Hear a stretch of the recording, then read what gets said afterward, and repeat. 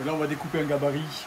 Donc sous CorelDRAW on a programmé un gabarit qu'on a découpé ici dans un bout de plexi. Ce gabarit correspond aux emplacements des cigarettes électroniques.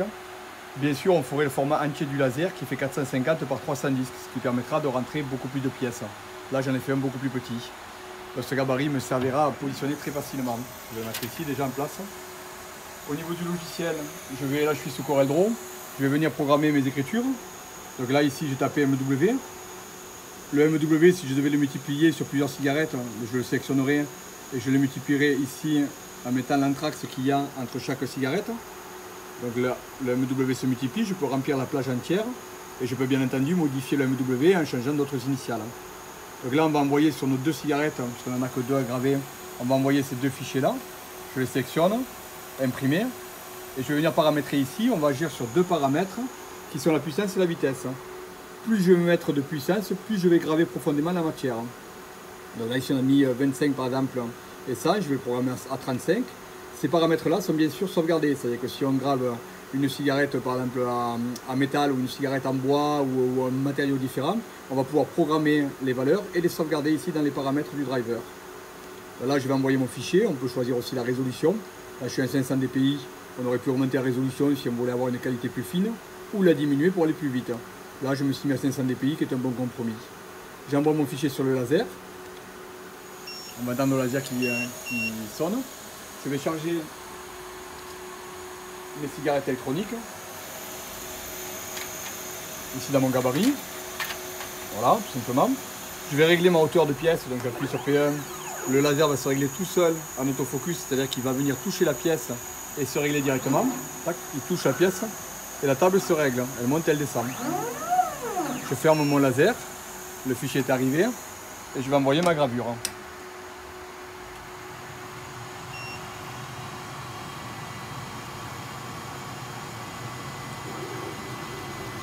Le laser est en train d'exécuter le MW sur la première pièce.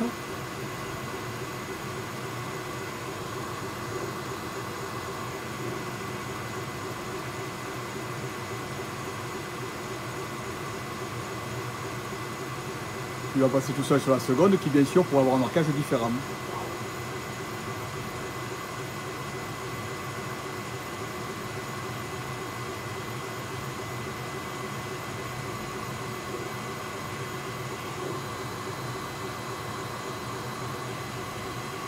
Donc une fois que c'est gravé, on va regarder, on va contrôler la qualité, voir si on est assez puissant. Sinon éventuellement on pourrait rentrer avec un petit peu plus de puissance pour entrer plus profondément. Voilà, les deux pièces sont gravées. Résultat, c'est correct. On pourrait éventuellement peut-être mettre un petit peu plus de puissance pour enlever la légère teinte rouge. On va voir sur le blanc. Sur le blanc c'est vraiment bien. On va graver maintenant à l'horizontale pour montrer comment on peut faire. Donc je recharge mes pièces. On va ici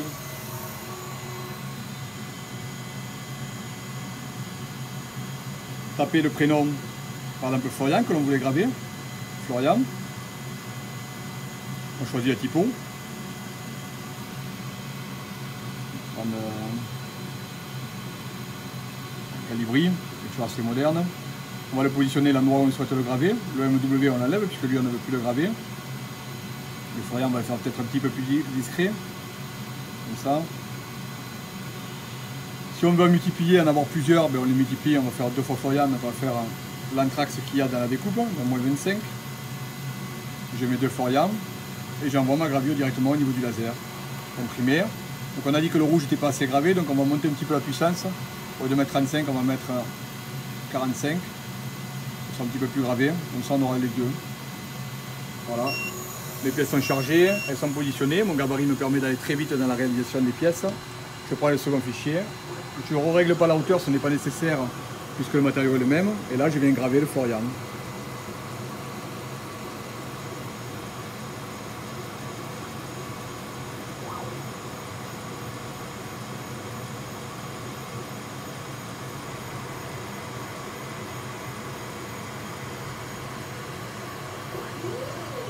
C'est fini, on va contrôler.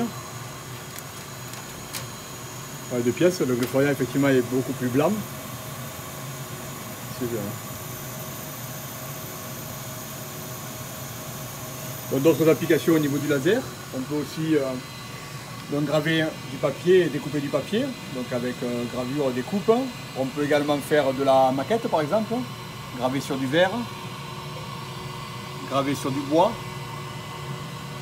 graver de la photo sur de l'aluminium anodisé, ce qu'on pourrait faire également sur les cigarettes donc électroniques, graver sur du bois à nouveau. On peut faire sur nos lasers, on est équipé d'un driver qui permet de faire du 2D demi, donc c'est-à-dire du bas-relief. Ici on a un aluminium donc, qui est très similaire à celui que vous avez dans vos pièces, du plastique, du tampon éventuellement. Ici on a de cette armoire là, on a ici de l'inox. Donc sur l'inox on a rajouté un produit qui s'appelle le Thermar qui permet de faire un marquage noir, de la gravure sur du verre, des coupes de bois, la petite boule, gravure sur du verre donc avec un tourne-cylindre, on a la possibilité de rajouter un tourne-cylindre, des coupes de papier et gravure de papier, des aluminiums anodisés, de la polaire, on peut éventuellement graver du textile, graver du jean, graver de la polaire, découper des lingettes nettoyantes pour lunettes, de l'aluminium, des coupes de plexi, ici à nouveau une maquette, du carton, à nouveau carton plume, plexiglas noir et à côté une photo sur de l'aluminium. Voilà.